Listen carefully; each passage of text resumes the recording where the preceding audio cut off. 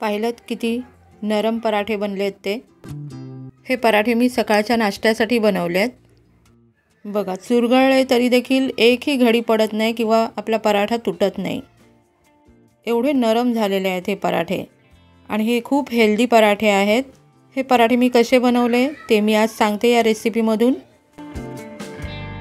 चला बनवूया आपण हे हेल्दी पराठे। नमस्कार, स्वागत आहे तुमचं सगळ्यांचं आपल्या रायगड कट्टा चॅनलमध्ये। हिवाळ्याचे दिवस चालू आहेत आणि सध्या मार्केटमध्ये ताजी ताजी अशी मेथी मिळते। मेथीचा सीजन आहे आणि मेथी स्वस्त पण आहे। बघा, एक जोडी मेथी आणली होती। मेथी साफ करून घेतली, पानं काढून घेतली, त्यानंतर स्वच्छ धुवून चाळणीमध्ये निथळत ठेवली होती। मेथी छान धुवून निथळून घेतली। त्यानंतर मेथी छान बारीक कट करून घेतली, चिरून घेतली। मेथी आरोग्यासाठी खूप फायदेशीर आहे आणि हिवाळ्यात तर प्रत्येकाने खाल्लीच पाहिजे। मेथीमुळे आपल्या शरीराचं तापमान कंट्रोलमध्ये राहतं। बघा, इथे माझी पटकन सगळी मेथी चिरून झाली। चिरून घेतलेली मेथी एका भांड्यात काढून घेतली। कट करून घेतलेली मेथी साधारणतः 2 वाटी आहे। 2 वाटी मेथीसाठी मी इथे 4 वाटी गव्हाचं पीठ घेतलंय। या डब्यामध्ये 4 वाटी पीठ राहतं। त्यानंतर त्यात मी टाकते 2 चमचे चण्याचे पीठ म्हणजेच बेसन।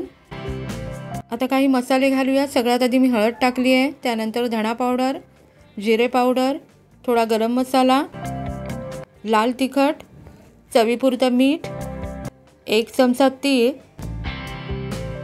आणि आलं लसूण आणि मिरचीची पेस्ट आहे ती 1 चमचा घेतली। आता हे सगळं साहित्य एकत्रित मिक्स करून घेऊया। मिक्स झाल्यानंतर थोडं थोडं पाणी घ्यायचं आणि जसं आपण चपातीचा गोळा मळतो, पीठ मळतो त्या पद्धतीने मळून घ्यायचं। इथे आपलं पीठ मळून झालंय। वरून 2 चमचे मी तेल टाकलं आणि पुन्हा एकदा पीठ छान मळून घेतलं आणि आता झाकण ठेवून एक 10 ते 15 मिनिटं बाजूला ठेवूया। 10 मिनिटांनी झाकण काढल्यानंतर पीठ पुन्हा एकदा मी मळून घेतलं आणि तयार पिठाचे गोळे करून घेतले। इथे माझे गोळे करून तयार आहेत। त्यानंतर एका गोळ्याला गव्हाचं थोडंसं सुकं पीठ लावलं आणि छान पराठा लाटून घेतला। बघा, छान गोल पराठा लाटला गेलाय। तयार पराठा एका प्लेटमध्ये काढून घेते। आता जर तुम्हाला पराठे सगळे एकाच साईजचे, एकाच आकाराचे हवे असतील तर काय करायचं, पराठा लाटून घ्यायचा आणि एखाद्या प्लेटने किंवा डब्याच्या झाकणाने असं कट करून घ्यायचं, जसं आपण पुरी बनवतो त्या पद्धतीने। इथे मी बघा पराठा प्लेटमध्ये कट करून घेतलाय।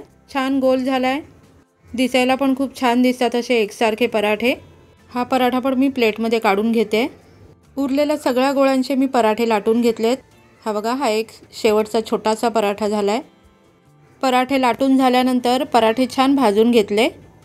तुम्ही हवं तर एकीकडे लाटून एकीकडे भाजू शकता, दोन्हीही सोबत करू शकता। माझं किचन छोटं असल्यामुळे ओट्यावरती जागा कमी आहे, त्यामुळे मी ती ॲडजस्टमेंट करते। मी एकदम लाटून घेते आणि मग एकदम भाजते। पराठा दोन्ही बाजूंनी छान भाजून घ्यायचा। वरून तेल किंवा तूप लावायचं, त्यामुळे पराठा आपला छान नरम राहतो। अगदी 8 दिवस जरी ठेवलेत तरी पराठे नरम राहतील। मी इथे तूप वापरलंय। हे पराठे तुम्ही प्रवासामध्ये देखील नेऊ शकता। इथे मी सगळे पराठे छान भाजून घेतलेत। तर बघा, छान हेल्दी असे मेथीचे पराठे आपले तयार आहेत। बघा, पराठा मी तुम्हाला हातात घेऊन दाखवते। किती सॉफ्ट, किती नरम झालाय बघा।